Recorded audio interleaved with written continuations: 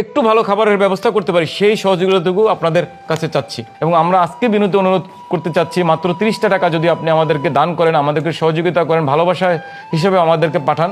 আমার যে অজ্ঞাত বাবা মারা আছে, বৃদ্ধ বাবা মারা আছে, একই সাথে আমার যে প্রতিবন্ধী বাচ্চারা আছে, আমার যে পাগলি বোনেরা আছে, তারা খেয়ে পরে বেঁচে থাকবে। আমাদের প্রিয় শুভাকাঙ্ক্ষীগণ, আপনারা সকলে অবগত আছেন, আমি মিল্টন সমদ্দার, প্রতিষ্ঠাতা পরিচালক চার্লিনুল ইস্কার, একই সাথে বর্তমানে পরিচালনার দায়িত্বে আছে। আজকে আপনাদের কাছে বিনীত অনুরোধ নিয়ে আসছি। আপনারা সকলে জানেন, আমার কাছে রাস্তায় পড়ে থাকা, যাদের দুনিয়াতে কেউ নাই, সেই সমস্ত বৃদ্ধ বাবা মা, প্রতিবন্ধী শিশু এবং পাগলি বোনেরা থাকে। এই মানুষদের নিয়ে আমি বর্তমানে চলা আমার জন্য মুশকিল হয়ে গেছে। আজকে বিনীত অনুরোধ থাকবে, আমাদেরকে মাত্র 30টা টাকা দান করবেন, সহযোগিতা করবেন। আপনাদের দোয়া ভালোবাসা আমাদের সাথে থাকবে। 30 টাকা চাইছি এই কারণে, বর্তমানে যে বাজার মূল্য বা বর্তমানে যে পরিস্থিতি, সেই পরিস্থিতিতে একটা মানুষ খেতে অবশ্যই 30টা টাকা লাগে। যদি বলি কিভাবে, 10 টাকার ভাত, 10 টাকার সবজি এবং 10 টাকার ডাল। আমরা আপনাদের কারো কাছে মাছ মাংস বা ভালো খাইতে চাচ্ছি না। আমরা চাচ্ছি মাত্র 30 টাকা দিয়ে ভাত খেয়ে জীবন ধারণ করতে, এবং আমরা চাচ্ছি আমরা যেন বেঁচে থাকি, সেই ব্যবস্থাটুকু আপনারা করে দেবেন। আমাদের বর্তমান যে পরিস্থিতি, সেই পরিস্থিতিতে দান সহযোগিতা একেবারে আসতেছে না। আমরা ঘুরে দাঁড়ানোর জন্য সর্বোচ্চ চেষ্টা করতেছি। আপনারা দেখবেন আমরা সপ্তাহে একটা রান্নার ভিডিও আনতেছি। এই ভিডিওটা করতেও অনেক টাকা খরচ হচ্ছে, এবং বাবা মাদের একবেলা ভালো খাবার খাওয়িয়ে সেই ভিডিও আপনাদের দেখিয়ে একটা রেভিনিউ আয় করার চেষ্টা করতেছি।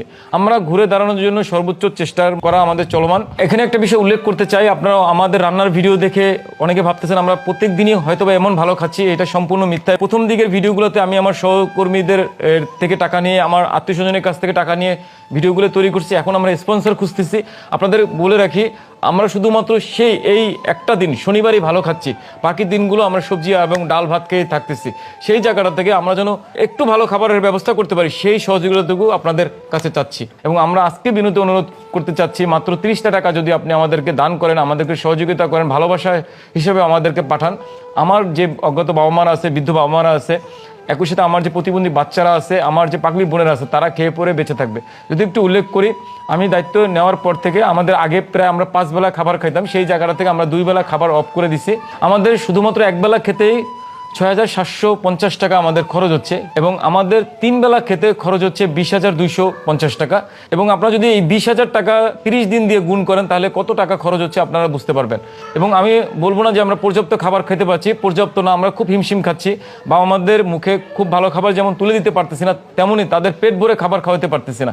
সেই জায়গাটা থেকে আপনারা যদি দান সহযোগিতা না করেন, তাহলে আমাদের বাবা মা নিয়ে ঘুরে দাঁড়ানো মুশকিল হয়ে যাবে। আমার বিরুদ্ধে নানান অভিযোগ ছিল, নানান কথা উঠেছিল, কিন্তু তারপরেও বলবো আমার বিরুদ্ধে অভিযোগ মিথ্যা এবং ভিত্তিহীন ছিল। এবং আমি আবারও দায়িত্ব বুঝে পাইছি, এবং এই বাবা মাদের দেখাশোনা, চিকিৎসা, খাদ্যভার সব কিছু আমার